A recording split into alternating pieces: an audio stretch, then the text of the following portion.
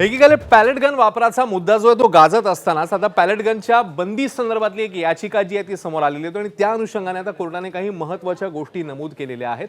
याच संदर्भामध्ये या बंदीची मागणी करणारी याचिका सर्वोच्च न्यायालयात दाखल करण्यात आली आहे। यावेळी सुनावणी दरम्यान सर्वोच्च न्यायालयाने काही सूचना केल्या आहेत। पॅलेट गनच्या वापरावर पूर्णपणे बंदीची मागणी जी आहे ती अस्पष्ट आहे, त्यामुळे याचिकेमध्ये सुधारणा करण्याच्या सूचना या न्यायालयाने केल्या आहेत।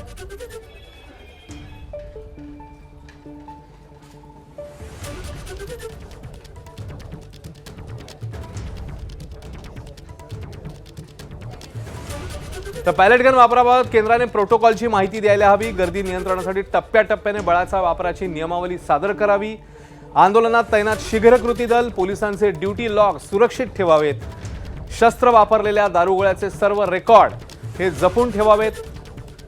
पॅलेट गन फायरिंगमुळे जखमी आंदोलकांवर दिल्ली सरकारने उपचार करावेत। या सगळ्या महत्त्वाच्या सूचना कोर्टाने दिलेल्या आहेत।